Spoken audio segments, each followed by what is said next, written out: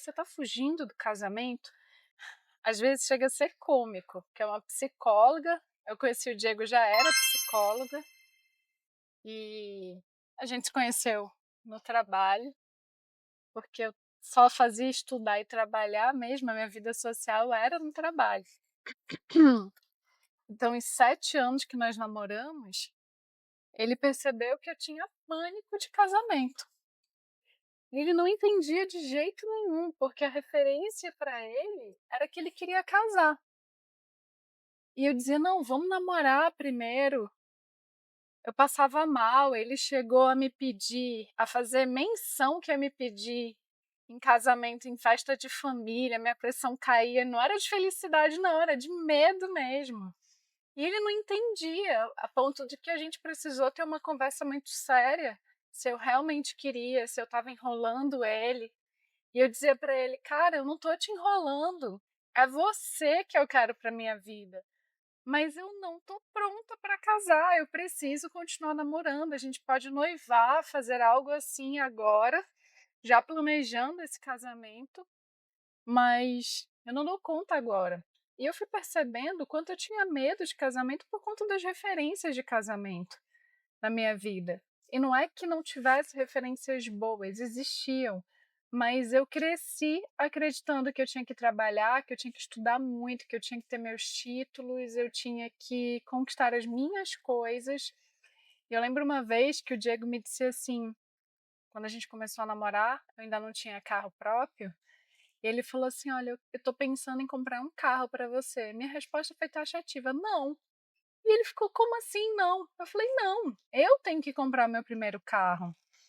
Eu vou fazer isso. Eu tenho algumas metas pessoais para alcançar".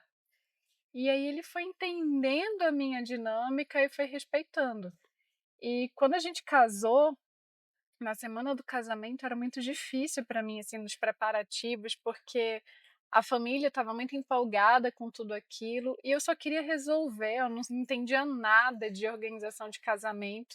A cerimonialista, quando a gente foi para uma reunião, levei minha madrinha, minha mãe, minha avó, ela perguntou o tema.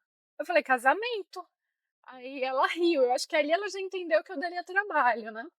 Aí ela disse assim: "Qual é a cor?". Eu falei: "Ah, ainda não pensei".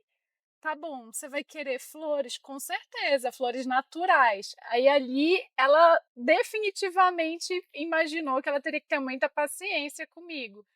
Quantidade de convidados, eu falei um número, minha mãe falou outro, minha avó falou o dobro. Aí eu falei: "Não, não dá certo isso aqui, não dá certo. Bora embora, bora embora.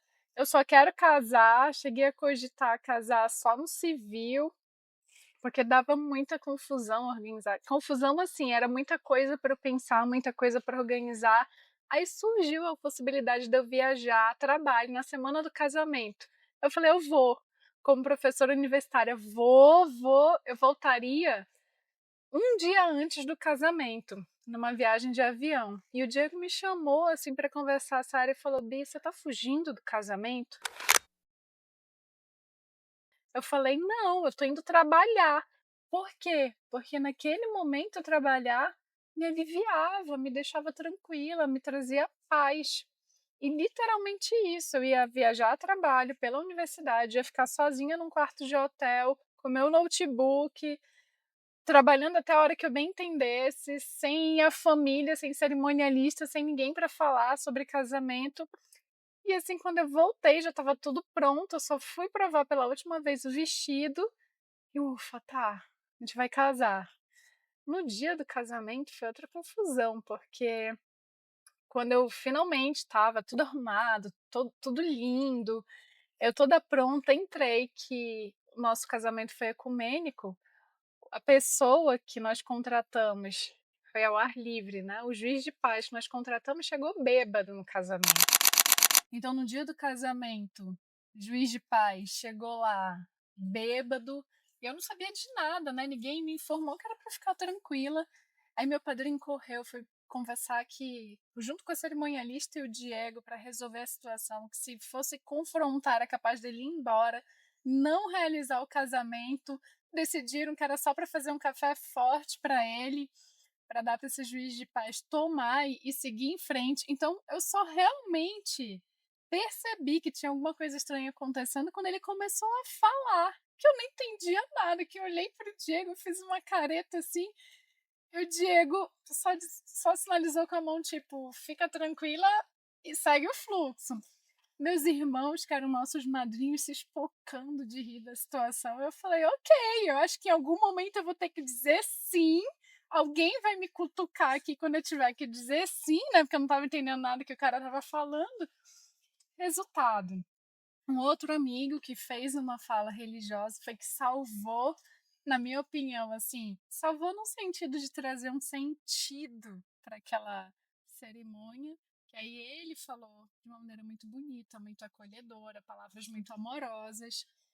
Casei com o Diego e, para minha felicidade e surpresa, toda a construção, toda a vivência do casamento com o Diego me faz reafirmar o quanto eu quero estar casada e o quanto estar casada é bom. Eu tenho até uma brincadeira interna com o Diego que ele chega e diz assim para mim: vamos casar de novo? E eu brinco com ele: não, vamos viajar pela lua de mel de novo? Vamos fazer isso? Mas o quanto eu positivamente me surpreendi. Claro que estar casado precisa de maturidade. Também compreendo que o Diego foi muito paciente comigo. Isso tem a ver com o fato dele ser psicólogo, mas ele não é meu psicólogo. Ele é meu marido, ele é uma pessoa, é a nossa vida pessoal. Então ele teve muita paciência, foi e é uma construção à base de muito diálogo no nosso relacionamento, muita comunicação dos meus limites, das minhas potencialidades e também das dele. E assim a gente vai se entrelaçando, dividindo objetivos. Às vezes ele tem objetivos que não são tão fortes, tão intensos para mim, mas que eu apoio, participo. Ó, um desses, que eu já sonhei muito em ter uma moto minha lá quando eu era adolescente, daquelas motos ninja e tal.